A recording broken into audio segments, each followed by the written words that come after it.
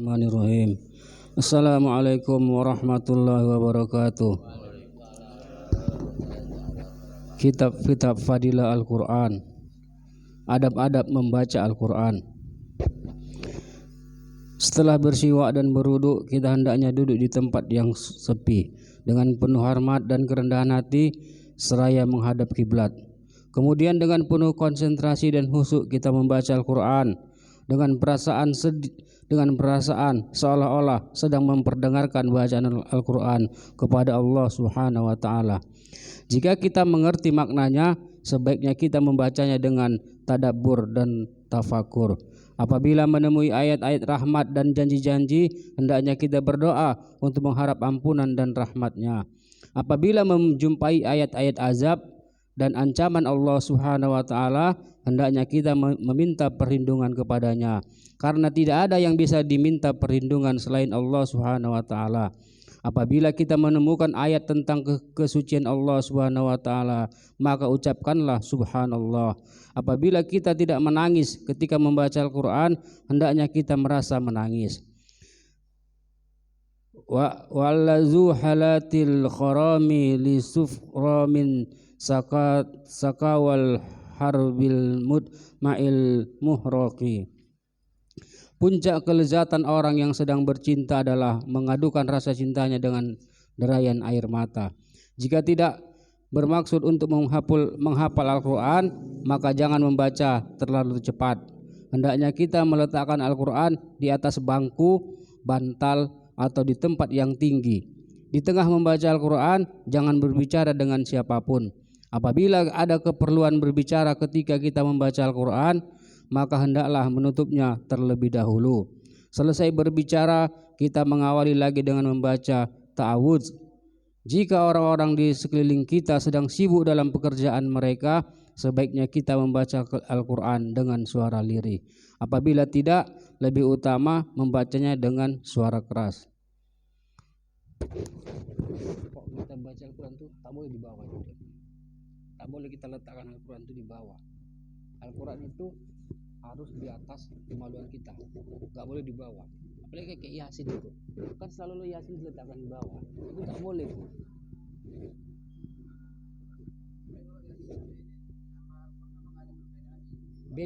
Beda, tapi kan dia tetap, Yasin itu tetap ayat Al-Quran.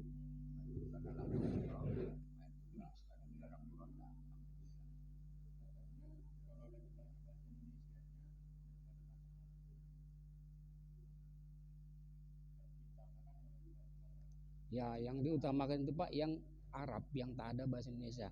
Kan ada Arab bahasa Quran itu yang ada terjemahan. Itu kan masih lebih di bawah daripada Al-Quran yang nggak ada terjemahannya.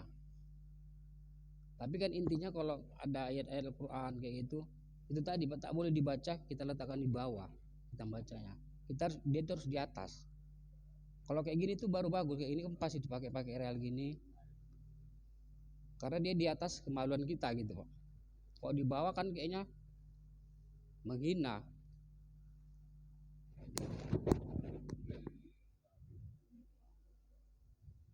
Iya, kita kan saking saya sampai cium lagi kan gitu. Nah. Iya.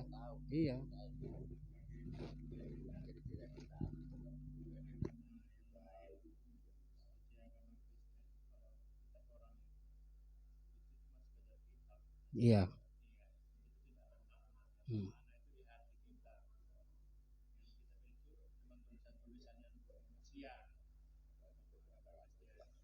Beda kita kan firman memang Allah yang apa kan?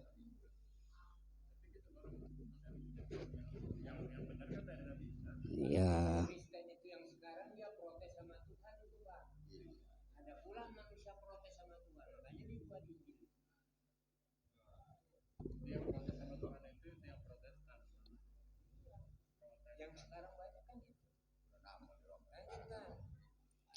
Adab-adab lahiriah membaca Al-Quran. Yang pertama, membacanya dengan penuh rasa hormat, memiliki wudhu dan duduk menghadap kiblat. Kedua, tidak membacanya terlalu cepat, tetapi membacanya dengan tajwid dan tartil. Ketiga, berusaha menangis atau pura-pura menangis. Keempat, memenuhi hak ayat-ayat azab dan rahmat sebagaimana yang telah diterangkan sebelumnya. Jika dikhawatirkan akan menimbulkan riya atau mengganggu orang lain, sebaiknya membacanya dengan suara lirih. Jika tidak, sebaiknya membaca dengan suara keras. Keenam, bacalah dengan suara dan lagu yang bagus, karena banyak hadis yang menerangkan supaya kita membaca Al-Quran dengan suara dan lagu yang bagus. Adab-adab batinnya. Yang pertama, mengagungkan Al-Quran di dalam hati sebagai kalam yang tertinggi. Kedua, menghadirkan dalam hati keagungan Allah Subhanahu wa Ta'ala dari kebesarannya, karena Al-Quran adalah kalamnya. Yang ketiga, membersihkan hati dari rasa was-was dan ragu. Keempat, membacanya dengan merenungkan makna setiap ayat dengan penuh kenikmatan. Baginda Rasulullah sallallahu alaihi wasallam pernah berdiri sepanjang malam sambil berulang-ulang membaca ayat, in tu'azihum fa innahum ibadah wa in taghfir lahum fa innaka antal azizul hakim. Jika engkau mengazab mereka, mereka itu adalah hamba-hambamu, dan jika engkau mengampuni mereka, maka sesungguhnya engkau maha perkasa dan maha bijaksana. Quran surah Al-Maidah ayat 118. Suatu malam Sa'id bin Zubair rahmatullahi membaca satu ayat dari surat Yasin dan mengulang-ulangnya hingga tiba waktu subuh.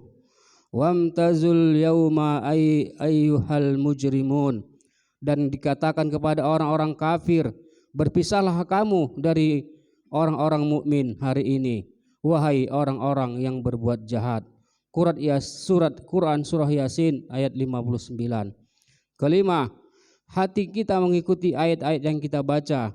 Misalnya, apabila membaca ayat-ayat rahmat, hendaknya hati kita merasa gembira dan senang. Sebaliknya, ketika kita membaca ayat-ayat azab, hati kita hendaknya merasa takut. Keenam, telinga benar-benar ditawajuhkan seolah-olah Allah Subhanahu wa Ta'ala sendiri yang sedang berfirman kepada kita dan kita mendengarkannya. Menghafal beberapa ayat Al-Quran atau Al-Fatihah untuk dapat menunaikan sholat hukumnya fardu ain, sedangkan menghafal seluruh ayat Al-Quran hukumnya fardu kifayah.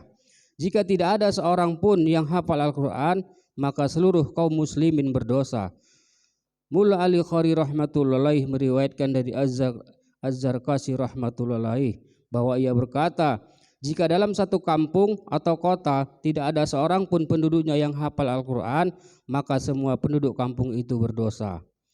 Pada zaman yang penuh kegelapan dan kejahilan ini, telah banyak kesesatan yang menyebar dalam diri kita sebagai kaum muslimin dalam urusan agama. Bahkan ada pendapat umum bahwa menghafal Al-Quran merupakan perbuatan sia-sia. Menghafal kata-kata yang sama sekali tidak dipahami maksudnya dianggap sebagai perbuatan bodoh. Menghafal Al-Quran dianggap merusak pikiran dan membuang-buang waktu. Seandainya kemerosotan agama hanya dalam hal ini saja, tentu akan saya jelaskan rincian peranganannya. Tetapi kemerosotan telah melanda di segala bidang. Pemikiran-pemikiran umat telah mengarah kepada kebatilan. Apa yang mesti kita tangisi dan apa yang harus kita adukan? Fa ilallahil mustaqa wallahul musta'an. Maka hanya kepada Allah Subhanahu wa Ta'ala kami mengadu, dan hanya kepada Allah Subhanahu wa Ta'ala kami meminta pertolongan. Alhamdulillah, saudara-saudara jamaah talim yang dimuliakan Allah Subhanahu wa Ta'ala, telah kita dengar bersama tentang pentingnya membaca Al-Quran serta adab-adab membaca Al-Quran. Semoga apa yang saya baca dan kita dengar bersama menjadi jazbah atau semangat bagi kita untuk meningkatkan amal, dan kita juga berniat untuk mengamalkannya dan menyampaikannya kepada saudara-saudara kita, jiran-jiran tetangga kita, dan kepada umat seluruh alam, insya Allah.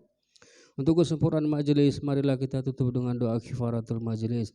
Subhanallah wa bihamdihi, subhanakallahumma wa bihamdika, asyhadu an la ilaha illa anta, astaghfiruka wa atubu ilaik. Assalamualaikum warahmatullahi wabarakatuh.